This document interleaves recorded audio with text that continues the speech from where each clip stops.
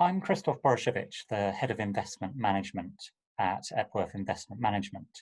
And as we're preparing for Civil Society's Faith Week, we're thinking about charities and how charities can best respond to the climate emergency with their investments, and in particular about disinvesting from fossil fuel producers.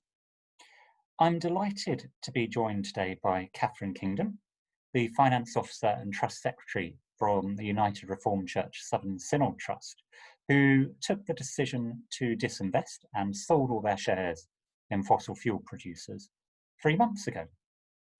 Welcome, Catherine. Thank you. Can you talk a bit about the decision to disinvest and why you chose to disinvest from fossil fuels? Yes, as a religious charity, one of our aims has always been to address environmental issues. Previously, we thought the best way of doing that was through having an investor voice, a seat at the table. And that was generally to do with fossil fuel producers also being heavy investors in renewables as well. However, as climate change has increased and the effects are becoming more apparent, we were getting more feeling from our local churches and our membership that they felt a stronger approach needed to be taken. The United Reformed Church decided to move its denominational holdings during 2019, and they asked its synods and its local churches to review their position. We did that, and we decided it was now time to disinvest. Okay. And when you were going through that process and the thought processes around disinvestment, were there any risks and worries that were there on your mind?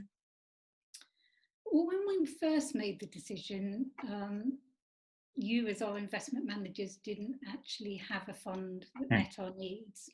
So one of the things we did was look at alternatives, but we were very pleased that you were happy to work with us and other similar charities to create a fund. But I think our overwhelming fear was to do with loss of income. Traditionally, we've always seen fossil fuel producers as high yield stocks, and they've usually acted as a defensive markets fall. So that was a concern because we need our investment income to carry out our charitable purposes. Yeah, it's a big issue for a lot of charities, is the need for income. Have there been any surprises on the journey? I suppose our major surprise was that how easy and straightforward it was. Once you'd created the fund, for us, it was a matter of a small amount of paperwork, and then the funds all being transferred on the same day. So there was no risk of being out of the market. But yes, it was a very easy process. And actually, because it happened during lockdown, when we reviewed our holdings now, our income is actually slightly higher than it would have been had we not done the transfer. Yeah. So that was a very encouraging sign. Good. And 3 months on, since the implementation of that decision, is there anything that you would say to others who are thinking about taking a similar decision?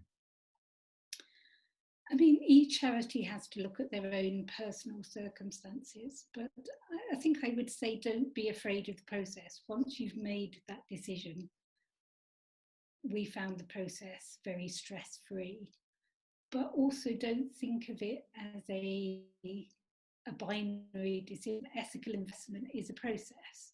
We've disinvested from fossil fuels producers, but I can see in the future we will be looking at other sectors that are high users of fossil fuels to see how we can work with them for them to become more environmentally sustainable, but we may wish to disinvest from further sectors in the future.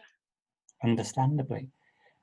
Thank you very much, Catherine, for joining me and for answering a few questions about the journey you've been through. We'll be thinking more about this as part of a seminar we're running for Civil Society's Faith Week, which will take place on Wednesday, the 9th of September at 10 a.m. And I hope to see many of you there. Thank you. Bye.